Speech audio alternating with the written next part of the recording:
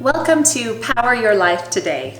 I'm Kristy Jo, Mind and Body Strategist, and in today's Power Session, I'd like to help you learn how to stop taking things personally and better receive criticism.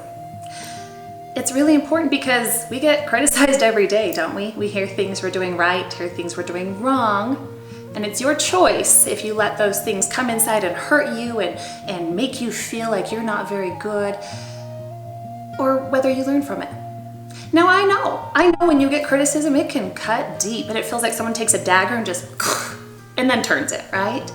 Especially if it comes from someone you really care about, someone you trust. And those things come back and hurt us, and then they play over and over and over in our minds, and it can make us feel like we're just no good. And we question every part of ourselves, and especially in vulnerable spaces where we're putting ourselves out there. Maybe it's in relationships, maybe it's in business, maybe it's in a hobby, maybe it's in coming in front of a camera, talking to people. So let's learn this formula for how to not take it personally. It's really cool, so get ready for this. There's actually a committee that meets in your mind. Well, maybe there's not yet, but there's going to be. So this committee, you just picture this board of people. Now you can determine and you decide if it's men or women or whatever, but this committee has to meet whenever you receive some criticism. No emotion is allowed in the boardroom.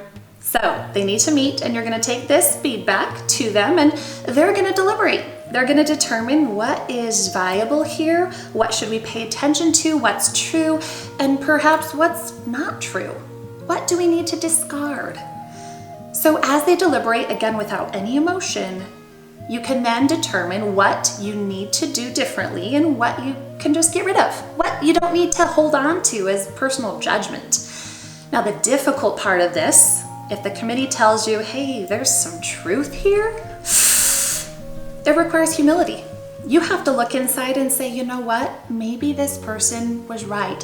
Maybe you were told you gossip too much. Do you? Well, then you take it to the committee. If they're telling you, yeah, you do, then humbling yourself and making a little goal to do a little better is really a good idea. If you turned in a paper, maybe you're in school, and your teacher says, that wasn't very good. Was there some truth in that in terms of, did you put as much effort into it as you should have? You have to determine what's true, set a goal to do a little better, but not judge yourself. When we judge ourselves, then we're not going to be able to keep moving forward. We feel stuck and we feel depressed and we feel like, ugh, and that little cloud hangs over us, right? So take it to the committee. Now, I really want you to think about this. If someone is criticizing you or giving you some feedback, it's going to knock you over unless you are building yourself from within. I like to think of it like a bucket. Buckets can get tipped over really easily. But if there is something heavy in it, let's say you filled that entire bucket up with coins, it's going to be harder to push it over. Every day you can put a few coins in your bucket of self-validation through things called positive affirmations. Hey, you're a rock star. You look in the mirror. Hey, you're pretty smart. Hey, you're attractive. What are those things you should be telling yourself to build that confidence from within so that when you receive feedback, it doesn't just bowl you over, tip that bucket over. Every day, choose to put those pennies, those quarters, those dimes, those nickels in your bucket of self-confidence. Now, I want to tell you about a time I really had to learn that I should not take things personally.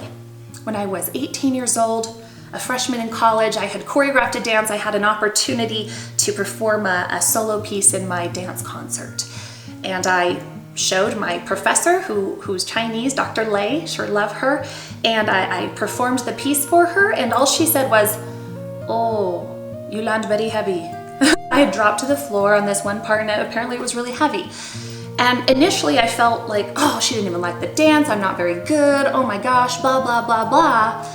But then I took it to the committee and realized this was about me learning.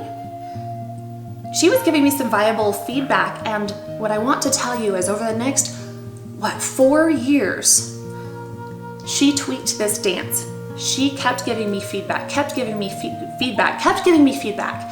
And I performed this solo routine over 15 times, including the centennial anniversary of Dixie State University. I performed it at the homecoming. I performed it at DAC, Utah.